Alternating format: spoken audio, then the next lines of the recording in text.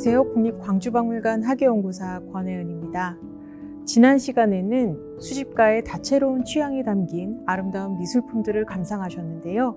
이번 큐레이터와의 대화 시간에는 수집가가 빼어난 안목으로 엄선한 문화재들 중에 훗날 그 가치와 의미를 인정받아서 국가 지정문화재로 선정된 16점의 작품들을 중심으로 함께 살펴보겠습니다. 수집가의 전통을 보는 눈은 하루아침에 생겨난 것이 아닙니다. 그의 남다른 감시가는 선친인 고 이병철 회장으로부터 이어져 온 곳이며 그 후로 오랜 기간 부인 홍라희 여사와 함께 빼어난 안목으로 수준 높은 옛 문화재들을 수집하였습니다. 까다로운 안목으로 수집한 미술품들 중 상당수는 그 가치와 우수성을 인정받아 국가 지정문화재로 지정되기도 하였습니다. 이 보물의 방에서는 회화, 도자, 불교공예품 총 16건의 국가 지정문화재들을 만나볼 수 있습니다. 방 왼편으로 들어서면 이젠 너무나도 유명해진 작품인 정선의 인왕제색도를 만나보실 수 있습니다. 시간이 되는 관람객분들은 이 공간에 앉아 수집가의 마음으로 작품을 감상하실 수 있도록 연출해 보았습니다. 그럼 작품을 자세히 들여다볼까요? 여름날 소나기가 내린 후 한양의 북악산 줄기 산등성이에서 바라본 인왕산을 그린 것으로 특히 막 개이기 시작하는 하늘 아래 웅장한 인왕산의 모습을 실감나게 묘사하였습니다. 물기가 남아있는 거대한 암벽을 진한 먹을 중첩시켜 표현함으로써 무게감을 나타내었고, 반대로 주변의 산들은 빠른 필선으로 간략하게 처리하여 대비를 이룹니다. 또한 산 허리 부분과 그 아래 계곡은 아직도 짙은 안개에 쌓여 있는 것처럼 표현하여 여름날의 수뷸한 공기를 잘 표현하고 있죠. 우리에겐 진경산수의 대가로 알려진 겸재정선이 이른이 넘어 완성한 작품으로 자신의 터전이었던 인왕산을 자신감 넘치는 필치로 담아낸 역작이라 하겠습니다. 11월부터 1월 전시 종료까지 이 공간의 전시품은 4주마다 교체되어 새로운 작품을 만나보실 수 있는데요. 다산 정약용의 글씨와 김홍도의 말년작인 추성부도도 꼭 감상해 보셨으면 좋겠습니다. 이 작품 외에도 이 방에는 3점의 국보 보물을 더 만나볼 수 있습니다. 월인석보는 세조가 수양대군 시절 지은 글과 아버지 세종의 글을 함께 엮어 편찬한 책입니다. 왕세자 도원군의 명복을 빌기 위해 간행한 책인데요. 훈민정음 창제 이후 가장 먼저 나온 불경을 한글로 풀어 쓴 불경 언해서로 조선전기 한글 연구에 매우 귀중한 문헌으로 꼽히는 문화재입니다. 그 옆으로는 국내에 알려진 고려 사경 중 금으로 쓴 가장 오래된 사경인 대반야 바라밀 다경이 전시되고 1011년 고려 현종이 거란을 물리치고자 조성했던 고려 최초의 대장경인 초조 대장경 중 하나인 국보 초조본 현양성 교론도 꼭 놓치지 마시기 바랍니다. 자, 다음으로 아름다운 도자를 감상하러 가보시죠. 먼저 보이는 작품은 분청사기 조화 새나무 무늬 편병입니다. 편병은 물레에서 둥근 병을 만든 후 양면을 두들겨 만드는데요. 고려 청자에서 볼 수 없는 분청사기의 대표적인 종류가 바로 편병입니다. 짙은 바탕 흙에 백토를 얇게 바른 후 꽃과 나무, 새를 마치 낙서하듯이 그려 넣었습니다. 반듯하지 않은 형태와 거친 듯 무심한 무늬가 어울려 개성 넘치는 멋을 선사하는 작품입니다. 이와 같은 조화 분청사기는 주로 우리 전라도 지역에서 제작되어 더욱 의미 있는 작품이라 하겠습니다. 옆에 자리한 분청사기들은 분청사기 정통 13년명 묘지 및 일괄품입니다. 사각 형태의 분청사기 묘지에는 1448년에 제작되었다는 기록이 남아있어 제작 연대를 알 수 있는 작품입니다. 묘지, 대반, 뚜껑 있는 항아리, 귓대 그릇, 접시 등이 일괄로 남아있어서 의미가 있는 작품이라 하겠습니다.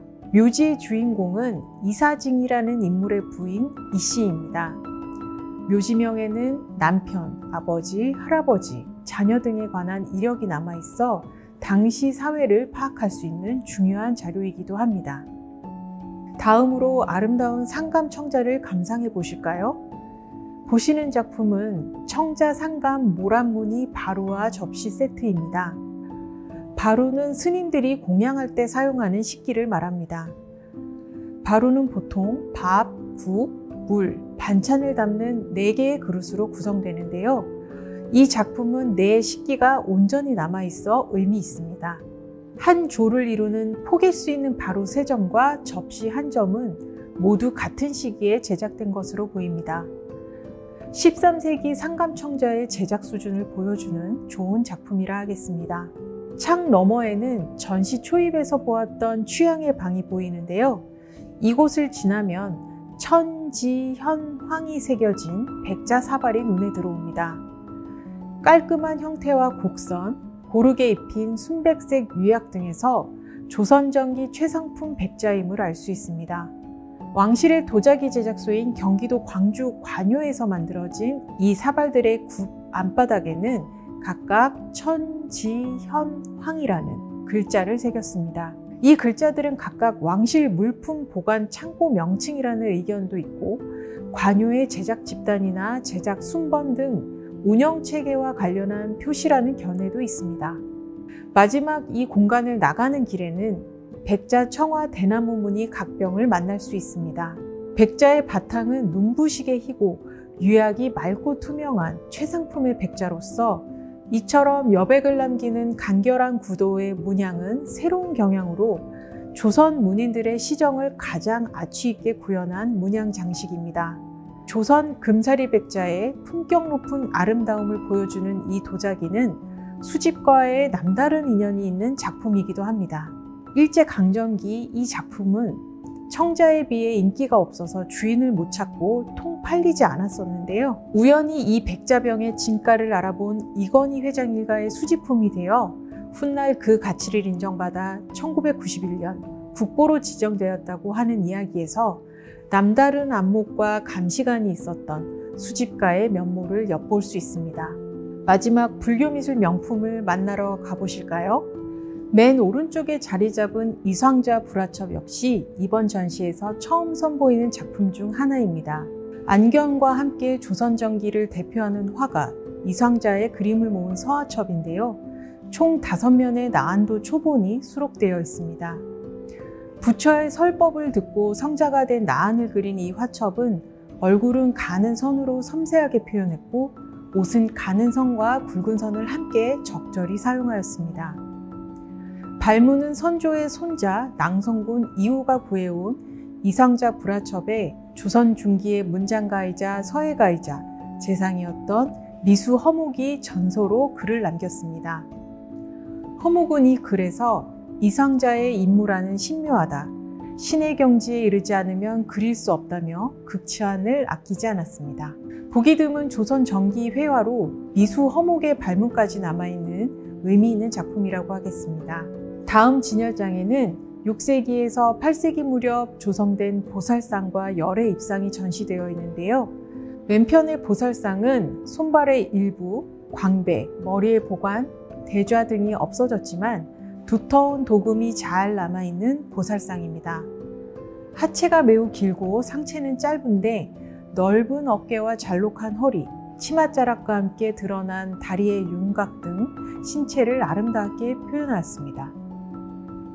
천인은 양 어깨에 걸쳐 있으며 어깨 뒷면을 가로질러 두 팔에 걸친 후 몸을 따라 내려오다가 양 무릎 아래 U자형으로 넘어갑니다.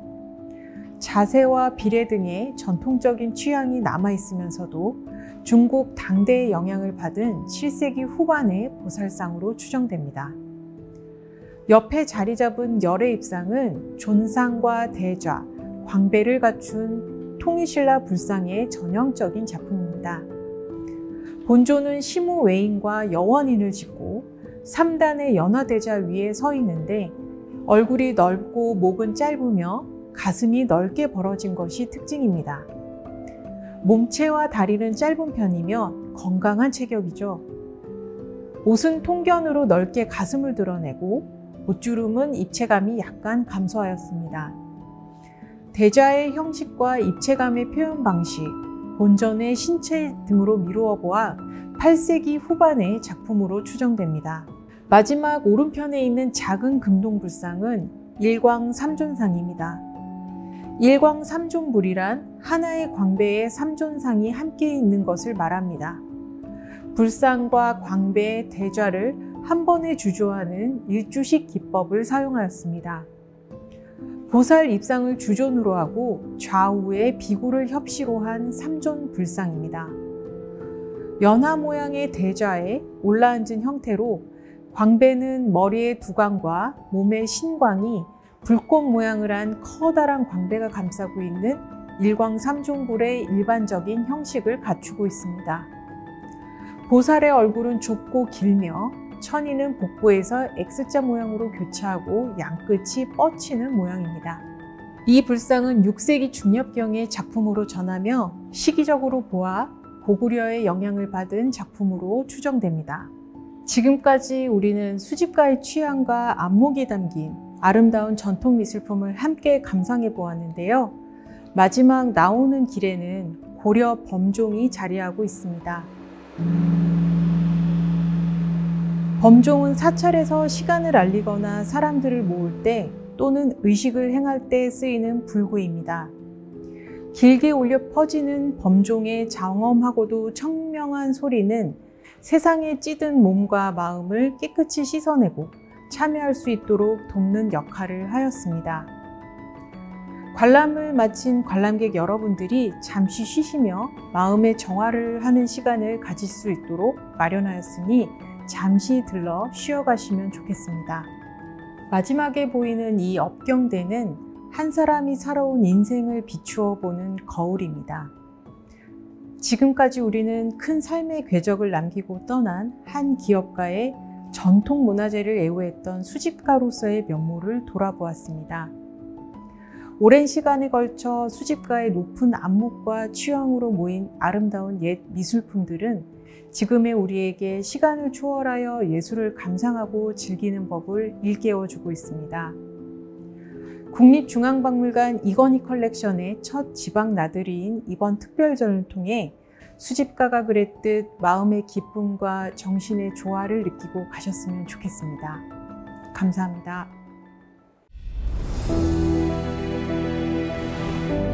응?